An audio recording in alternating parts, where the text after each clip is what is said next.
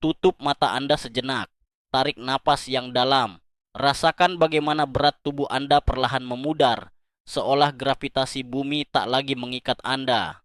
Bayangkan Anda sedang mengambang di lautan malam yang tak bertepi, di mana kegelapan bukanlah sesuatu yang menakutkan, melainkan selimut sutra yang membawa kedamaian abadi.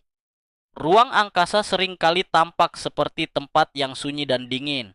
Namun bagi mereka yang benar-benar memahaminya, ini adalah tempat peristirahatan paling tenang di alam semesta. Lebih dari setengah abad yang lalu, sekelompok pria pemberani meninggalkan dunia kita dalam misi Apollo, menyentuh wajah bulan, dan kembali membawa cerita. Tapi kini, sejarah sedang ditulis ulang. Fajar baru telah tiba.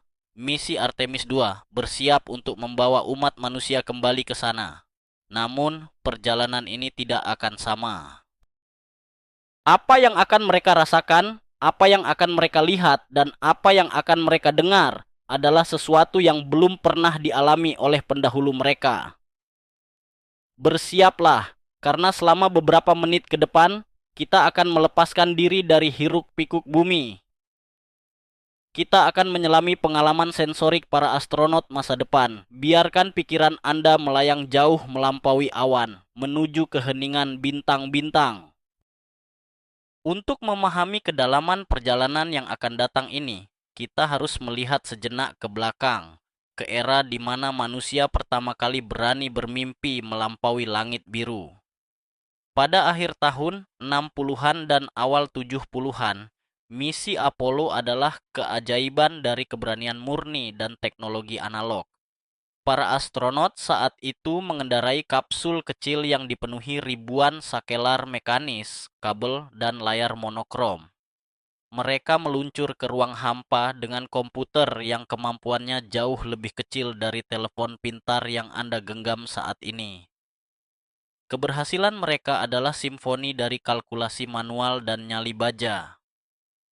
Kapsul Apollo sempit, bising, dan memisahkan pengendaranya dari keindahan alam semesta melalui jendela kecil yang buram.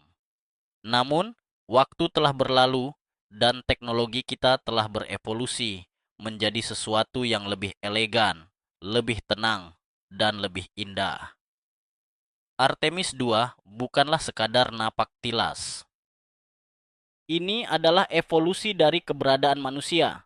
Kapsul Orion yang akan membawa 4 astronot baru ini adalah karya seni rekayasa modern.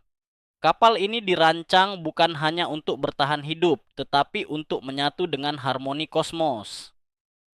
Melalui Artemis, kita tidak lagi pergi ke bulan sebagai penjelajah yang terburu-buru, melainkan sebagai penghuni alam semesta yang siap untuk tinggal.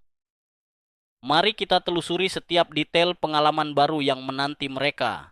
Sebuah pengalaman yang akan mengubah cara kita memandang bintang selamanya. Sekarang, mari kita mulai perjalanan ini dari landasan peluncuran. Momen ketika mesin dinyalakan. Bagi kru Apollo, peluncuran Saturn V adalah ledakan brutal, sebuah gemuruh mekanis yang mengguncang tulang. Namun bagi kru Artemis II, Rocket Space Launch System atau SLS menawarkan pengalaman yang berbeda. Meskipun ini adalah roket terkuat yang pernah dibuat, teknologi peredam suara dan desain aerodinamisnya menciptakan getaran yang lebih terkendali, seperti gelombang lautan yang kuat namun berirama. Sebagai ilustrasi terang, bayangkan perbedaan antara mengendarai kereta uap kuno yang berderak keras dibandingkan dengan meluncur mulus di dalam kereta peluru magnetik berkecepatan tinggi. Banyak yang percaya pada mitos bahwa peluncuran roket modern jauh lebih kasar karena ukurannya yang besar. Namun kenyataannya, efisiensi pembakaran membuatnya lebih stabil. Tarik napas, rasakan dorongan lembut yang mengangkat Anda perlahan menuju lautan bintang yang damai. Saat kita meninggalkan atmosfer bumi, transisi menuju ruang hampa pun terjadi.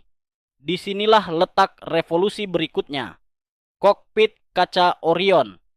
Kru Apollo harus memantau ratusan sakelar, tombol, dan pengukur mekanis yang terus berbunyi klik dan klak, memenuhi ruangan dengan suara mekanis yang tak henti.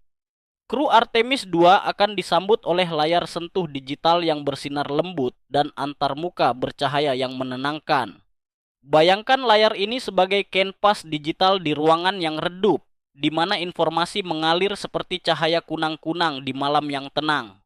Tidak ada lagi suara derak logam, hanya cahaya halus yang memandu jalan di tengah kegelapan kosmis yang luas. Kebebasan bergerak di dalam pesawat membawa kita pada dimensi kenyamanan yang baru. Modul komando Apollo terkenal sangat sempit, ibarat 3 orang dewasa yang terjebak di dalam mobil kecil selama berhari-hari tanpa ruang untuk meregangkan kaki. Di dalam kapsul Orion Artemis 2, volumenya jauh lebih besar. Para astronot memiliki ruang untuk melayang dengan bebas, melakukan peregangan, dan menikmati sensasi tanpa bobot sepenuhnya. Bayangkan sebagai ilustrasi terang, seekor burung yang akhirnya dilepaskan dari sangkar kecil ke dalam ruangan berkubah tinggi yang luas, bisa mengepakkan sayapnya tanpa batas.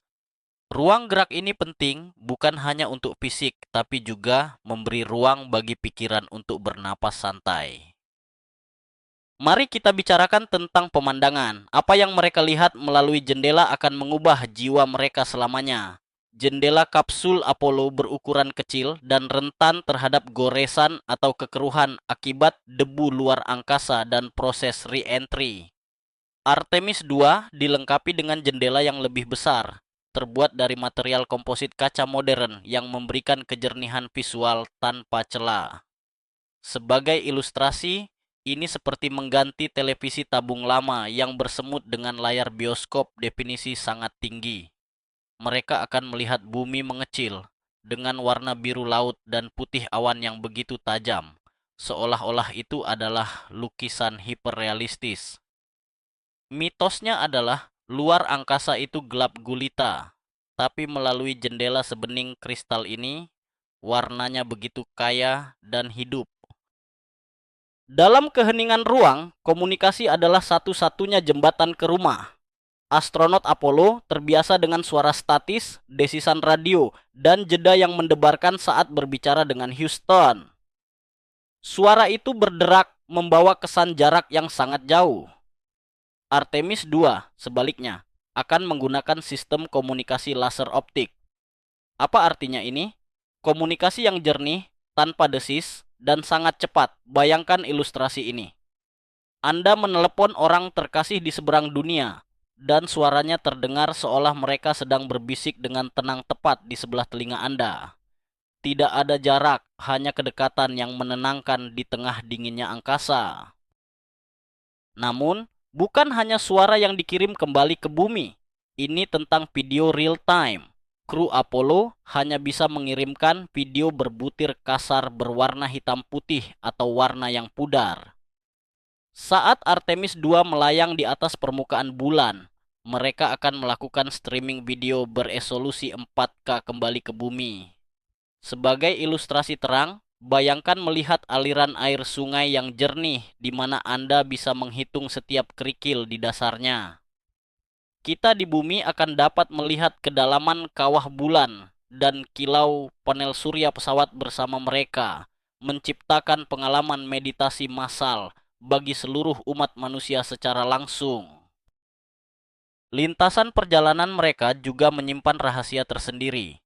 Misi ini tidak akan benar-benar mendarat di bulan, melainkan mengambil lintasan free return yang melambung jauh melampaui sisi jauh bulan.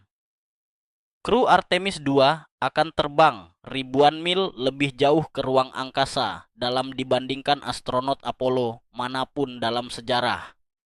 Bayangkan sebagai ilustrasi terang, mendayung perahu Anda melewati pulau karang terakhir yang diketahui, menuju lautan terbuka yang belum pernah disentuh siapapun, di mana laut dan langit menyatu dalam warna biru tua. Ada mitos bahwa gravitasi nol terasa menakutkan di jarak sejauh itu, padahal kenyataannya itu adalah momen di mana Anda merasa paling ringan dan paling damai. Di puncak terjauh dari perjalanan ini, mereka akan melihat sisi jauh bulan yang sepenuhnya membelakangi bumi. Apollo memang melihat ini, Namun Artemis II akan berada di titik di mana seluruh piringan bulan akan berada dalam kegelapan total, tanpa sinar bumi yang memantul. Mereka akan merasakan kegelapan absolut. Bayangkan Anda berada di dalam gua terdalam di dunia, mematikan senter Anda, namun alih-alih takut, Anda justru diselimuti oleh kehangatan dan keheningan kosmos yang purba. Ini adalah kegelapan yang membersihkan jiwa dari segala kecemasan. Kualitas udara yang mereka hirup menyumbang pada ritme kedamaian di pesawat. Kapsul lama mengandalkan sistem pendukung kehidupan yang mengeluarkan suara bising, seperti mesin pompa air tua yang terus menyala. Sistem pendukung kehidupan kapsul Orion dirancang untuk efisiensi dan ketenangan. Suaranya hanyalah dengungan frekuensi rendah yang nyaris tak terdengar. Sebagai ilustrasi terang, dengungan ini mirip dengan suara white noise atau suara kipas angin pelan di kejauhan yang justru membantu Anda tertidur lelap. Udara yang mengalir terasa segar dan sejuk, menjaga detak jantung mereka tetap tenang. Pakaian luar angkasa atau space suit yang mereka kenakan di dalam pesawat juga telah berubah secara dramatis. Pakaian Apollo kaku, berat dan sulit digunakan membuat setiap gerakan menjadi perjuangan mekanis. Kru Artemis mengenakan pakaian kelangsungan hidup kru Orion yang baru. Pakaian ini ringan, fleksibel, dan memiliki kontrol suhu cerdas. Bayangkan ilustrasi ini. Beralih dari memakai baju zirah ksatria abad pertengahan yang berat, ke pakaian yoga berbahan sutra yang menyesuaikan dengan suhu tubuh Anda.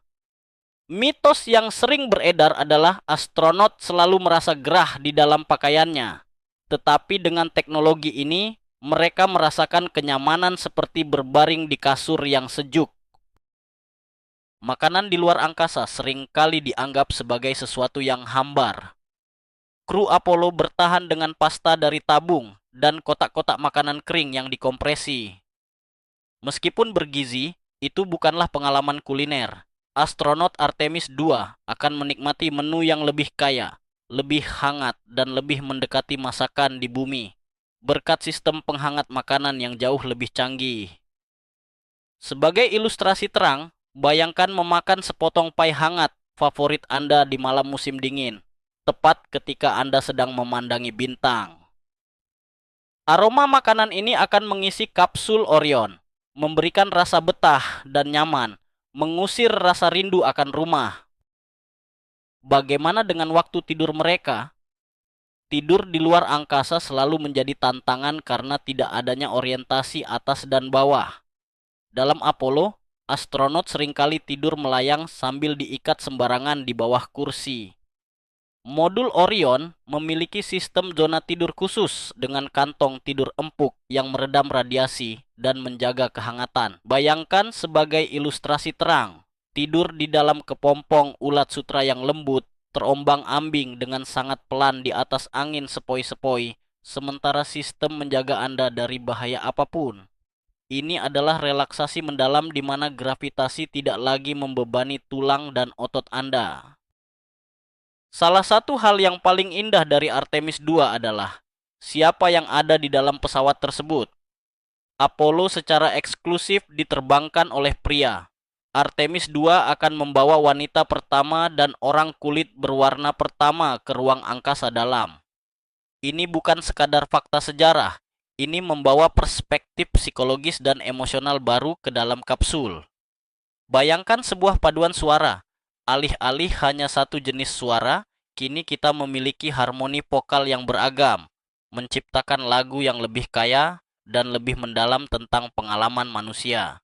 Pandangan mereka terhadap bintang-bintang mewakili seluruh umat manusia secara utuh. Dari dalam pesawat, mereka akan didampingi oleh European Service Module, sebuah keajaiban teknologi yang berada di bawah kapsul Orion. Modul ini memiliki 4 panel surya besar yang membentang seperti sayap pelikan raksasa. Kru Apollo terbang dengan pesawat tanpa sayap panel surya besar, mengandalkan sel bahan bakar sepenuhnya. Kru Artemis bisa melihat bayangan panel surya ini bergeser secara perlahan melintasi lambung pesawat saat posisi matahari berubah. Sebagai ilustrasi terang, ini seperti melihat bayangan ranting pohon berayun lembut di dinding kamar Anda saat sore hari, mengingatkan kita pada tarian abadi cahaya dan benda di alam semesta. Navigasi adalah denyut nadi penerbangan antariksa. Apollo menggunakan komputer navigasi dengan memori yang lebih kecil dari gambar digital tunggal hari ini. Mereka harus menggunakan sextan, alat pelaut kuno, untuk melihat bintang dan menemukan arah. Sementara Artemis II menggunakan sistem navigasi optik yang dikendalikan oleh kecerdasan buatan, yang secara otomatis memindai rasi bintang. Bayangkan ilustrasi ini. Alih-alih Anda harus membaca peta kertas yang rumit di tengah malam, mobil Anda meluncur sendiri mengikuti jejak cahaya yang memudar. Tahu persis kemana, harus membawa Anda pulang dengan aman dan tanpa stres. Kita juga harus membicarakan indikator gravitasi nol. Ini adalah tradisi manis, di mana astronot membawa benda kecil untuk melihat kapan mereka mencapai kondisi tanpa bobot. Dalam misi Apollo, ini lebih pragmatis. Dalam Artemis, boneka kecil yang dipilih secara khusus akan mengambang dengan bebas di kabin. Sebagai ilustrasi terang, bayangkan sebuah mainan kecil berbentuk bulan purnama, melayang dengan lembut dan lambat di depan layar instrumen, berputar pelan tanpa ujung. Ini memberikan sentuhan humor dan kelembutan di tengah lingkungan yang dipenuhi keajaiban teknis, membantu pikiran untuk terus rileks. Sistem pemantauan medis di Artemis II akan terasa seolah-olah kapal itu bernapas bersama mereka. Pada era Apollo, data medis dasar dikirim lewat gelombang radio yang terbatas. Kru Artemis akan memakai sensor nirkabel pintar yang menyatu dengan pakaian mereka. Kapsul tahu kapan jantung mereka berdetak lambat saat tertidur lelap.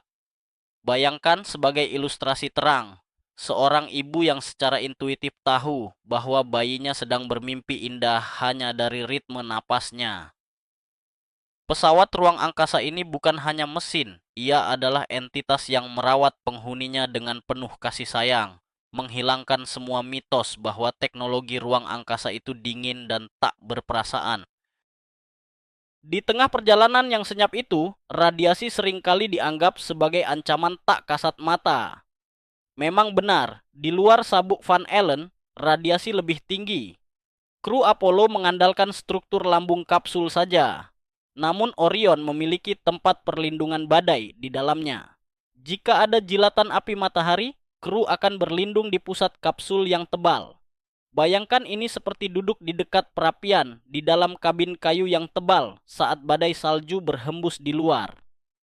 Anda tahu alam sedang bekerja dengan kekuatannya, namun Anda merasa sepenuhnya aman, terlindungi dalam pelukan dinding yang dirancang untuk menjaga Anda. Hubungan dengan dunia nyata juga melalui asisten suara eksperimental yang ada di dalam pesawat, sesuatu yang mengingatkan kita pada film fiksi ilmiah, namun ini nyata. Kru Apollo membaca buku manual kertas setebal ratusan halaman. Kru Artemis dapat memanggil asisten AI ini untuk mendapatkan informasi seketika dengan suara yang tenang dan menyejukkan. Sebagai ilustrasi terang, bayangkan Anda sedang membaca di perpustakaan yang sunyi dan Anda dapat berbisik bertanya pada udara. Lalu udara menjawab dengan kelembutan yang memberikan Anda tepat apa yang Anda butuhkan tanpa perlu mencari. Keadaan psikologis selama di luar angkasa telah banyak dipelajari sejak Apollo. Isolasi bisa membawa tekanan. Oleh karena itu, pencahayaan di dalam kapsul Orion dirancang meniru ritme sirkadian bumi. Pada pagi hari buatan, cahayanya bernuansa biru yang menyegarkan. Pada malam hari, ia berubah menjadi jingga hangat yang merelaksasi.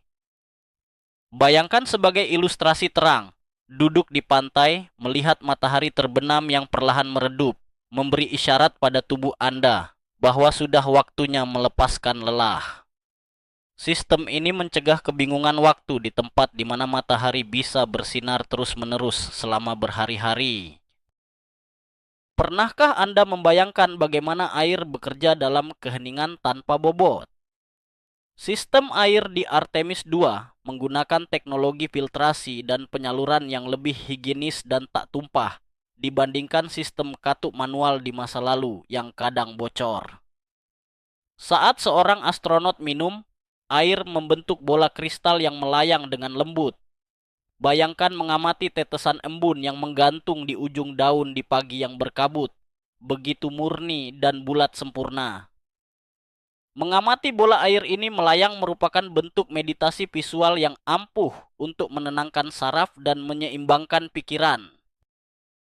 Berbeda dengan misi sebelumnya, Artemis II adalah jembatan menuju stasiun ruang angkasa di masa depan yang disebut Gateway. Oleh karena itu, orbit yang mereka lalui, manuver yang mereka praktikkan, adalah sebuah tarian koreografi yang melatih penyambungan di masa depan. Kru Apollo terbang langsung ke tujuan mereka. Kru Artemis akan melakukan manuver orbital tinggi di sekitar bumi terlebih dahulu, melayang perlahan, memastikan semua sistem selaras sebelum menembak ke bulan. Bayangkan ilustrasi terang ini. Seorang penari balet yang melakukan peregangan perlahan di tepi panggung, memusatkan napasnya sebelum melompat tinggi ke udara. Sensasi kesendirian. Kru Apollo sering melaporkan perasaan sangat terisolasi saat berada di sisi jauh bulan, putus kontak sama sekali. Meskipun kru Artemis II juga akan kehilangan sinyal bumi selama beberapa saat, kesadaran bahwa mereka sedang merintis jalan untuk pangkalan permanen bulan memberi bobot psikologis yang berbeda. Ini bukan kesepian, melainkan keheningan yang bertujuan. Bayangkan Anda berjalan sendirian di hutan pada pagi hari. Anda tidak merasa tersesat, Anda merasa menyatu dengan alam. Mitosnya adalah kesendirian di luar angkasa itu menakutkan, padahal seringkali itu adalah pertemuan paling damai dengan diri sendiri. Mari kita bicarakan momen melihat bumi terbit atau Earthrise.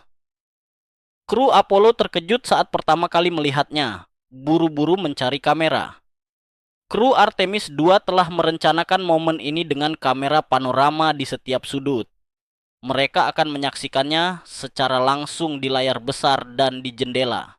Saat kelereng biru perlahan muncul dari balik cakrawala bulan yang kelabu dan mati. Bayangkan melihat bunga sapir biru yang mekar secara tiba-tiba di padang pasir yang tandus. Pemandangan ini memberikan perspektif yang menghancurkan semua ego, mengingatkan kita betapa berharganya kehidupan kecil di rumah kita. Bau ruang angkasa. Saat kru Apollo kembali ke dalam pesawat setelah berjalan di bulan, mereka membawa debu bulan yang berbau seperti bubuk mesiu yang terbakar. Karena Artemis II tidak mendarat, mereka tidak akan mencium bau tajam itu.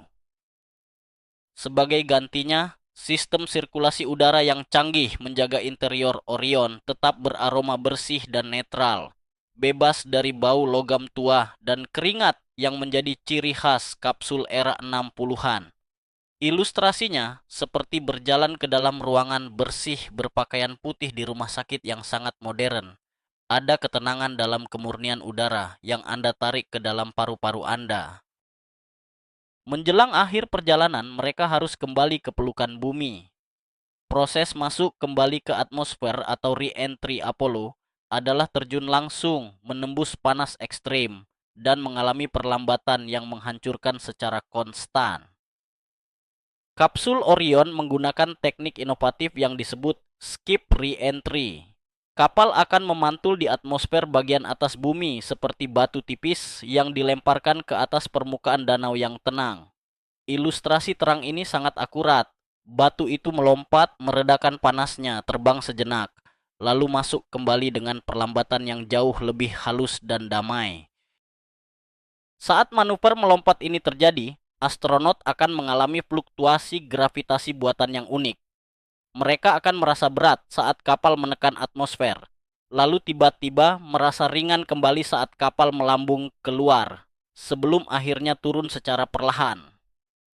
Bayangkan sensasi berayun di ayunan taman secara perlahan, Merasakan perut Anda tergelitik dengan ringan di titik tertinggi ayunan. Ini bukan gaya G yang brutal seperti yang dipikirkan dalam mitos peluncuran, melainkan pelukan berlapis dari gravitasi bumi yang menyambut anak-anaknya pulang dengan lembut. Perisai panas di dasar Orion juga merupakan sesuatu yang belum pernah dilihat sebelumnya. Alih-alih satu blok padat yang hangus secara acak, ini terbuat dari blok-blok kecil material ablatif yang dirancang untuk meleleh dalam pola geometris yang indah dan terkendali, membuang panas ke ruang angkasa. Saat mereka melihat percikan plasma dari jendela, warnanya bukan sekadar api, melainkan aurora merah muda terang dan ungu yang menari-nari di atas kaca. Bayangkan ilustrasi ini, berada di dalam bola kaca pelindung, sementara pertunjukan kembang api tanpa suara meledak dalam warna-warni kosmis di luar sana. Momen mengembangkan parasut. Kapsul Apollo menggunakan 3 parasut utama yang terbuka dengan sentakan mekanis yang sangat kuat. Modul Orion dilengkapi dengan sistem parasut berlapis dengan parasut kecil yang menarik keluar parasut yang lebih besar secara berurutan, menciptakan pengereman yang mulus di udara. Bayangkan seekor dandelion yang tertiup angin, mengambang dengan sangat ringan, perlahan menurun tanpa terburu-buru. Astronot di dalam akan merasakan goyangan lambat seperti diayun di buayan, mengantarkan mereka dari keheningan luar angkasa kembali ke suara angin dan laut. Akhirnya, pendaratan di lautan, splashdown. Kru Apollo harus menunggu katak laut menempelkan pelampung kuning secara manual, sementara kapsul mereka terombang-ambing keras. Kapsul Orion dirancang dengan kemampuan untuk menstabilkan diri lebih cepat di permukaan air. Saat mereka menunggu kapal pemulihan angkatan laut merapat, mereka akan berbaring di kursi mereka, mendengarkan deburan ombak laut menabrak dinding pesawat mereka, sebuah melodi alam yang kontras dengan keheningan kosmos yang baru saja mereka tinggalkan. Bayangkan ilustrasi terang ini, berlindung di dalam rumah pantai yang kokoh saat ombak pasang menyapa dinding, membawa perasaan lega, aman dan rasa syukur karena telah menyelesaikan perjalanan terjauh umat manusia. Seiring deburan ombak menyambut para penjelajah kita kembali ke bumi, perjalanan kita bersama mereka juga mendekati akhir. Kita telah melihat bahwa misi Artemis II bukan sekadar penerbangan luar angkasa. Ini adalah lompatan menuju pemahaman kosmis yang lebih tenang, lebih aman, dan lebih indah. Berbeda dengan dentuman logam mesin Apollo di masa lalu, kru Artemis akan menavigasi lautan bintang dalam harmoni teknologi yang merangkul keheningan. Mereka akan menyaksikan sisi jauh bulan dan kilau biru bumi kita melalui jendela sebening kristal, membawa kembali cerita yang akan menginspirasi generasi yang tak terhitung jumlahnya. Kita yang berada di bumi tidak perlu mengenakan pakaian luar angkasa untuk merasakan keajaiban itu. Hanya dengan menutup mata dan membiarkan imajinasi kita melayang, kita dapat menemukan tempat yang damai di tengah alam semesta yang luas ini. Terima kasih telah mengambil waktu untuk melepaskan diri dari gravitasi sejenak, meluangkan waktu bersantai, dan menjelajahi bintang-bintang bersama kami. Jika perjalanan ke bulan ini memberi Anda sedikit kedamaian hari ini, bayangkan apalagi yang tersembunyi di luar sana. Menurut Anda, benda kecil apa yang paling ingin Anda bawa ke ruang angkasa sebagai indikator gravitasi nol Anda? Bagikan impian Anda di komentar. Dan mari kita terus melihat ke atas bersama-sama.